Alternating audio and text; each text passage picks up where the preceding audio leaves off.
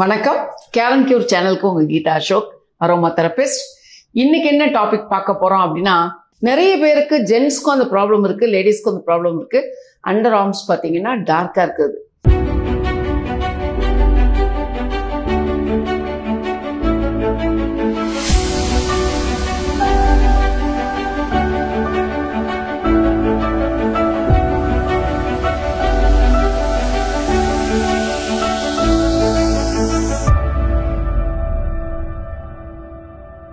ஒரு கிளைண்ட் வந்து என்னை பார்க்க வந்திருந்தாங்க.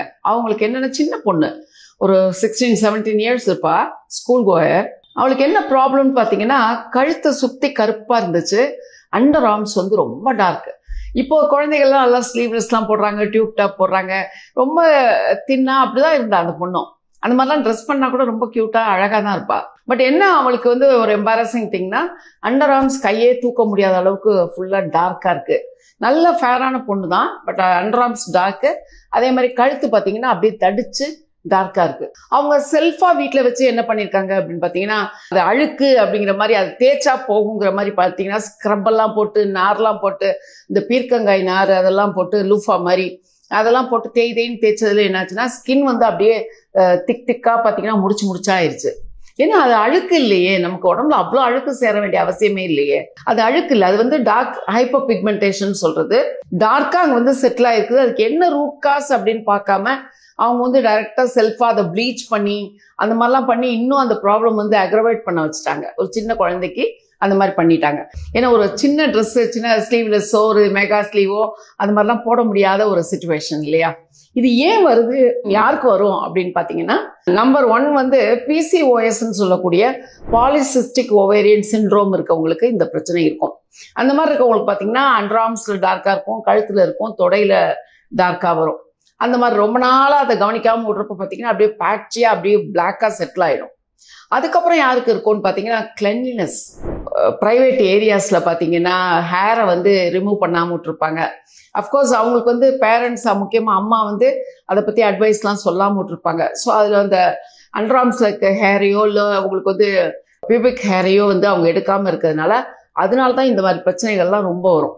அந்த ஹேர் எடுக்காமல் இருக்கப்போ பார்த்தீங்கன்னா ஸ்வெட், அதில் இந்த மாதிரி வெயிலில் இருக்கப்போ ஸ்வெட்டில் வந்து அழுக்கு சேரும், வேர்வை சேரும், அதில் இருக்கக்கூடிய அந்த தாது உப்புக்கள் அதெல்லாம் சேர்ந்து அங்கே வந்து ஒரு ஸ்மெல் அதிகமாகி பார்த்தீங்கன்னா ஒரு ஃபங்கை மாதிரி அங்கே அப்படியே செட்டில் ஆகும். ரொம்ப நாள் அப்படியே செட்டில் ஆகிறப்ப பார்த்தீங்கன்னா அது வந்து நமக்கு அந்த அண்டர் ஆர்ம்ஸே ரவுண்டாக அப்படியே டார்க்காக படிய ஆரம்பிச்சிடும். அப்புறம் அதை சுரண்டி அதை தேய்ச்சி பண்ணி எவ்வளோ கஷ்டப்படுத்தினாலும் அது வந்து போகாது. ஸோ பேசிக்காக தெரிய வேண்டியது கிளென்லினஸ். அந்த இடம் வந்து எவ்வளோ க்ளீனாக வச்சுக்கணும். இப்போ பப்ளிக்காக பார்த்தீங்கன்னா பஸ்ஸில் போவாங்க, எல்லாரும் ஒரு 10 பேர் கூடுற இடத்துல பார்த்தீங்கன்னா ஒருத்தர் சிலருக்கு கிட்டையே நிற்க முடியாது. கையை தூக்கி பஸ்ஸை பிடிக்கிறப்ப பார்த்தீங்கன்னா அந்த ஸ்வெட் ஸ்மெல் அதெல்லாம் ரொம்ப அதிகமாக இருக்கும். அந்த மாதிரி இருக்கிறது தான் முக்கியமாக அண்டர் ஆர்ம்ஸில் வந்து டார்க்னஸ் வர்றதுக்கு ஒரு பெரிய காரணமாக இருக்கும். 2. 3வது என்னன்னு பார்த்தீங்கன்னா, ஷேவ் பண்ணுறது. ஷேவ் பண்ணுறப்ப தொடர்ந்து ஒரே டைப் ஆஃப் பிளேடை யூஸ் பண்ணுவாங்க.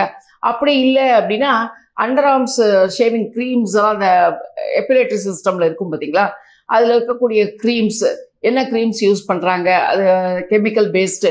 சிலருக்கு வந்து அது ஒத்து வராமல் இருக்கப்போ பார்த்தீங்கன்னா அது அப்படியே கொஞ்சம் கொஞ்சமாக பேட்சஸாக ஆரம்பித்து அது டார்க்காக அப்படியே வந்துடும். ஸோ இதெல்லாம் காரணங்கள் அண்டர் ஆர்ம்ஸ் வந்து டார்க்னஸ் வர்றதுக்கு.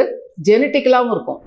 சப்போஸ் அம்மா வழியிலையோ அப்பா வழியிலையோ யாருக்காவது ரொம்ப அதிகமாக இந்த மாதிரி டார்க்காக இருந்துச்சு அப்படின்னா ஜெனட்டிக்கலாக சில ப்ராப்ளம்ஸ் இருக்கப்போ அந்த மாதிரி ஒரு டார்க்னஸ் வந்து வர ஆரம்பிக்கும். ஓகே, இது நீங்கள் எப்படி சரி பண்ணலாம் அப்படின்னா, நீங்கள் என்ன பண்ணலாம் அப்படின்னா, ஆலும் அப்படின்னு சொல்லி கிடைக்கும், அதாவது படிகாரம் அப்படின்னு சொல்லி நாட்டு மருந்து கடையில் கிடைக்கும்.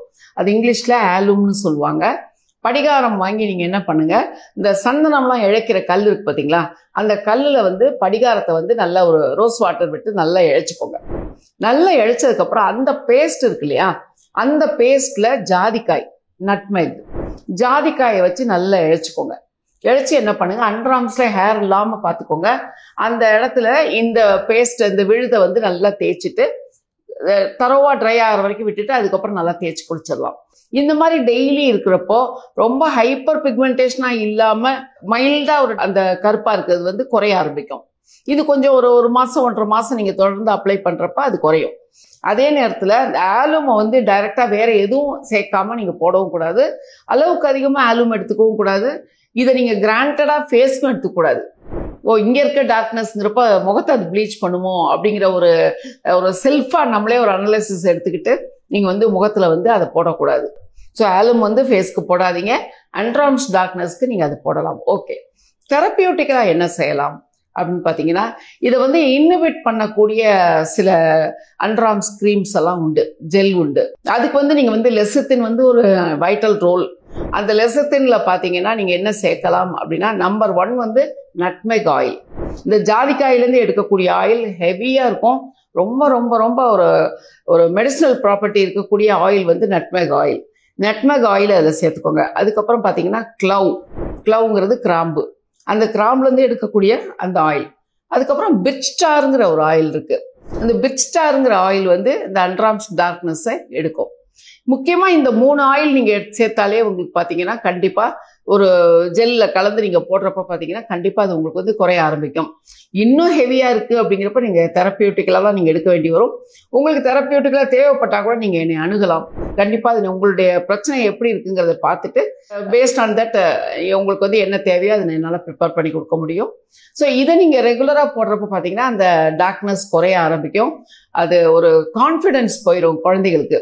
நம்ம வந்து முதல்ல குழந்தைகளுடைய ஃபீலிங்ஸ் வந்து புரிஞ்சுக்கணும், அவங்கள மதிக்க கற்றுக்கணும். அது ஒன்றும் இல்லை, ட்ரெஸ் போட்டு தான் மூடி இருக்கோமே அப்படின்னா ஒரு காலகட்டத்தில் அது ஒரு ஸ்லீவ்லெஸ் போடலான்னு அவளுக்கு ஒரு ஃப்ரீடம் வர்றப்ப, ஈவன் மேரேஜ் ஆனதுக்கப்புறம் ஒரு ஃப்ரீடம் வந்தால் கூட அதை யூஸ் பண்ண முடியாமல் அந்த குழந்தை வந்து உள்ளேயே ஒரு மாதிரி ஃபீல் பண்ணிட்டு இருப்பாங்க. அதனால குழந்தைகளுக்கு அந்த டார்க்னஸ் இருக்குன்ற ஒரு ஃபீலிங் வந்தால் கண்டிப்பாக நீங்கள் டாக்டர்கிட்ட அழைச்சிட்டு போங்க, தெரப்பிஸ்ட் அழைச்சிட்டு போங்க. அந்த ப்ராப்ளம் வந்து சரி பண்ணுறதுக்கு கண்டிப்பாக நீங்கள் ஸ்டெப் பண்ணுங்க. கண்டிப்பாக இதை ட்ரை பண்ணி பாருங்கள், உங்களுக்கு ஹெல்ப் பண்ணும். நன்றி, வணக்கம்.